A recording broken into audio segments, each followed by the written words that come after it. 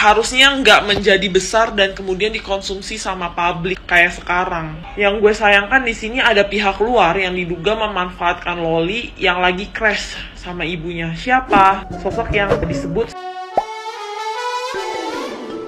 Hola netizen yang tercinta, Denny Sumargo akhirnya angkat bicara terkait podcast bersama Putri Nikita Mirzani Laura yang tidak ditayangkan di channel YouTube-nya. Sebelumnya, Laura Mirzani mengatakan bahwa dirinya sempat diundang ke podcast Denny Sumargo yang diduga membahas soal perseteruannya dengan sang ibu. Namun, podcastnya dengan Denny Sumargo tidak jadi ditayangkan. Hal itu menurut Laura karena ulah Nikita Mirzani yang mengancam orang-orang untuk tidak menayangkan tentang dirinya karena takut semua kebenaran akan terbongkar. Melalui video yang beredar di media sosial, Denny Sumargo memberikan alasannya tidak jadi menayangkan podcast bersama anak Nikita Mirzani itu yang saat ini tengah berseteru dengan ibunya. Hal itu lantaran dirinya tidak mau semakin menimbulkan keributan. Denny Sumargo juga mengaku tidak ingin berkomentar terkait hal itu dan hanya ingin mencari hal baik daripada mencari keributan. Menurutnya, ini adalah masalah antara ibu dan anak yang tidak baik dilihat oleh publik. Sontak saja, video tersebut langsung membuat publik memuji keputusan bijak Denny Sumargo yang tidak ingin membuat persoalan Nikita Mirzani dan anaknya semakin rumit dan besar.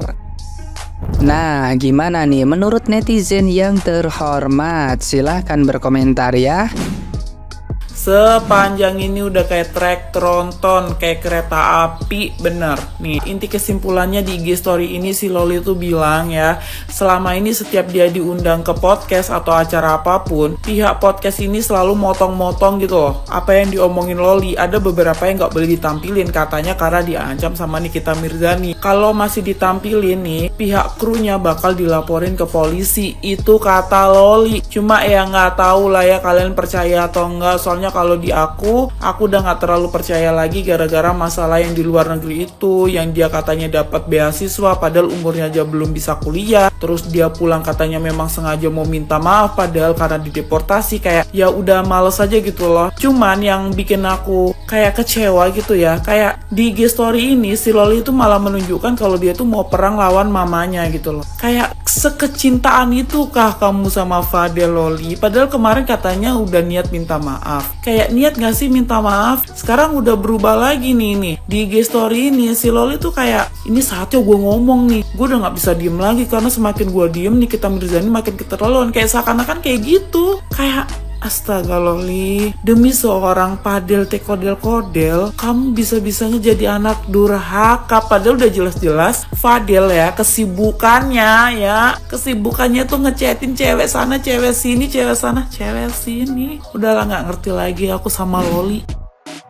Ngeliat videonya Loli yang dijemput paksa sama Nikita Mirzani, gue merasa sangat berempati atas kejadian yang terjadi sama ibu dan anak ini gitu. Setelah sekian lama mereka huru-hara, dari mulai Loli di UK, terus sama mantan suaminya Nikita, balik ke Jakarta, nggak diakuin, begini begitu sampai ada di titik ini gitu. Gue melihat video Loli histeris banget gitu kan. Dan sebelumnya dia juga bikin VT ngata-ngatain Nikita Mirzani yang notabene-nya tuh masih ibu yang melahirkan dan membesarkan dia. Gue kayak speechless ya. Di sini gue juga nggak akan menjudge siapapun. Cuma pandangan gue sebagai seorang ibu, gue yakin lah kalau Niki tuh sayang banget sama Loli. Kalau dia nggak sayang, ngapain juga digedein, disekolahin, dia begini begitu jungkir balik nyari uang gitu kan buat anak-anaknya. Ingat nggak sih dulu dia pernah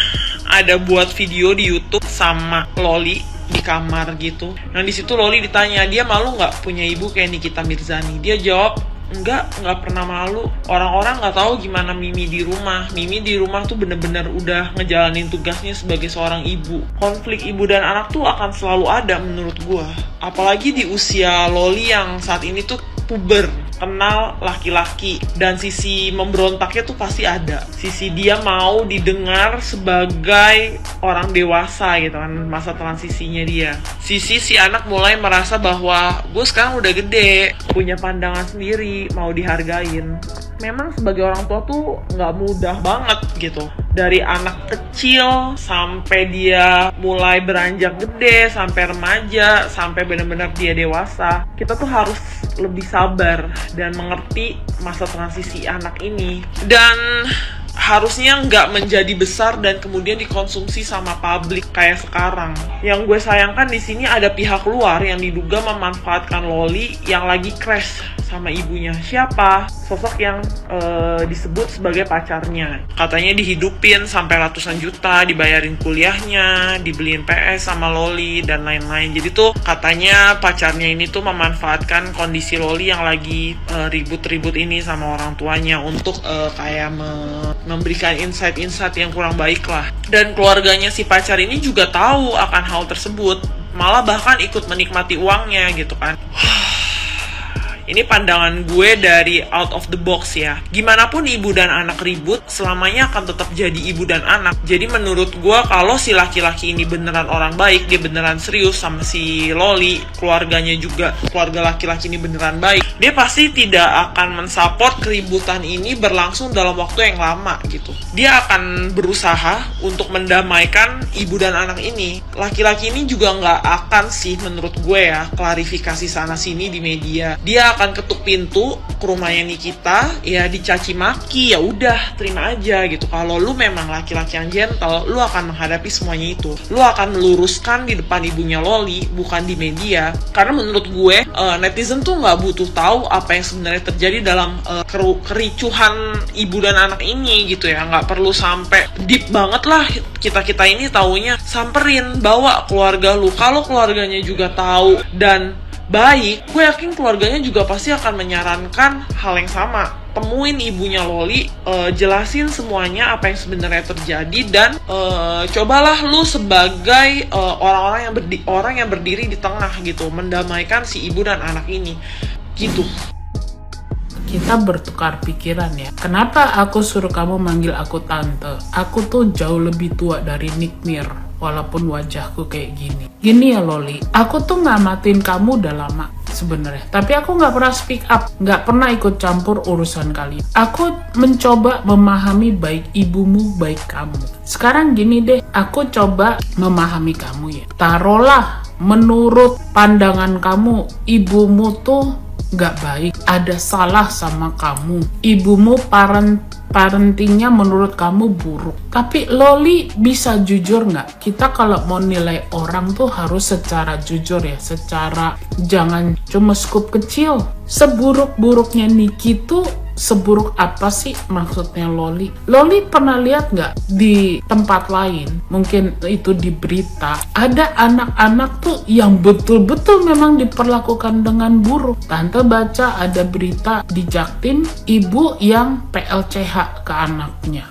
Dia suruh pacarnya PLCH ke anaknya. Itu ibu yang buruk. Itu ibu yang tante akan kutuk. Ada lagi orang-orang yang anaknya dari kecil dipaksa kerja, masa kecilnya nggak ada, suruh ngurusin orang tuanya. Loli sempat denger ini nggak podcastnya Mbak Injili? Tante kasihan sama dia. Dia yang capek kerja keras, uangnya diambil bapaknya. Dia dikatain kayak gitu sama bapaknya. Sakit hati, sakit hati. Tapi Mbak In tidak memperlakukan orang tuanya seperti itu. Nah mungkin ada anak-anak sosial Loli merasa enak banget ya jadi orang tua, kalau salah sama saya seakan-akan boleh seenaknya. Enggak begitu maksud tante. Tapi coba jujur, apakah memang ibumu tuh seburuk itu Loli sampai kamu tuh harus hina dia segitunya gitu? Memang betul ibumu punya branding, punya image tukang huru hara. Tante sendiri kadang degup-degup kenceng kalau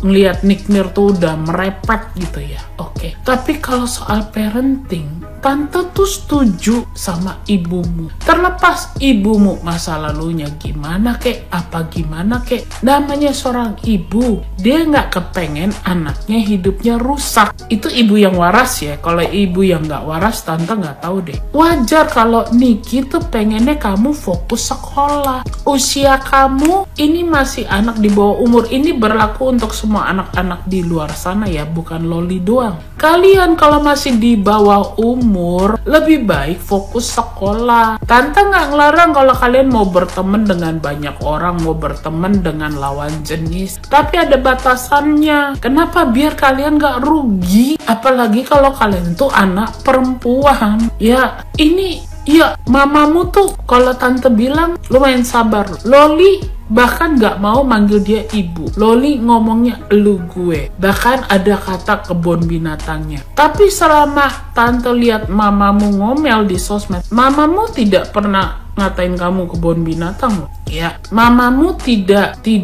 membuli kamu sedemikian rupa. Yang dibully memang pacar kamu. Ya, itu tante lihat memang dia ngatain fisik dan sebagainya. Tapi kamu tuh karena mamamu sayang sama kamu gak diperlakukan seperti itu. Padahal sebenarnya kalau Niki mau ngikutin emosinya, wah maaf ya Loli, kalau ini kasusnya di keluarga lain gitu, iya kamu kemungkinan bisa abis. Tapi mamamu tuh terpaksa karena kamu tuh gak bisa dibilangin, nomor di blok, kamu nantangin lagi, kamu bilang ngapain lu datang pas gue gak ada. Itu kamu nantangin Loli. Padahal kamu tahu kamu gak sanggup melawan ibumu. Lalu kamu bilang, gue gak butuh lu. 2 tahun ini gue baik-baik aja sendiri. Loli, ini tante ngomong jujur ya. Kamu kan di dunia entertain. Maaf ya Loli, orang-orang endorse kamu tuh karena kamu anak Nikita. Kalau kamu bukan anak Nikita, gak ada yang peduli. Jujur, kalau kamu rakyat biasa nih kayak tante, mau kenapa-napa orang gak peduli. Itu salah satu privilege yang kamu mesti syukurin. Karena orang kenal mamamu, orang sungkan sama mamamu. Gimanapun mamamu tuh punya nama besar, ya. Loli gak bisa ngomong gitu, ya. Loli dari kecil sampai umur 14 tahun lah taruhnya, itu mamamu mensupport kamu. Loli nggak kekurangan makanan kan? Iya, orang akan bilang anak kan bukan butuh materi doang. Tante setuju, tapi paling enggak Loli mau apa aja dikasih kan. Pengekangannya tuh kan bukan kayak dikekang sama sekali. Loli nggak boleh apa-apa. Loli mau iPad dapat, Loli mau iPhone dapat, Loli mau panahan dapat, Loli mau ke sekolah mahal dapat. Loli tahu nggak semua anak punya akses kayak gitu. Tante boleh dibilang lahir dari anak orang berada, ya. Tapi tante ngerengek-ngerengek beli Lego, nggak dibeliin tuh Loli. Tante kuliah bagian computer science, tapi tante nggak dapat komputernya. Tante harus struggle. Kalau tante punya mama kayak kamu yang fasilitas kalau untuk belajar betul-betul disediain, wow, enak benar. Tante orangnya hobi sekolah, sayangnya aja fasilitasnya tidak terlalu memadai. Jadi Loli, kita tuh jangan terlalu cupok, berfokus kayak kita orang paling menderita di dunia gitu. Coba Loli berpikir seimbang, jujur lihat anak-anak lain itu kondisinya parah Loli, tapi mereka nggak gitu ke orang tuanya. Bukan berarti kita membenarkan kalau orang tua berlaku tidak baik, bukan begitu konsepnya. Tapi memang tidak pantas Loli memperlakukan ibu kandung Loli seperti itu. Loli, yang namanya masa remaja, tante pun pernah berantem sama ibunya tante. Tante pun pernah tidak setuju kenapa sih orang tua tante kayak begini cara didiknya. Tapi Loli, tante tidak pernah terfikir mau begituin orang tua tante. Gimana pun tante udah makasih nih udah digedein gitu loh. Jadi Loli tolong ya, kalau boleh Loli ke psikolog, Loli cari tahu caranya untuk mengontrol emosi, untuk berpikir lebih logika lagi. Loli please deh, jangan merusak masa depan kamu ya.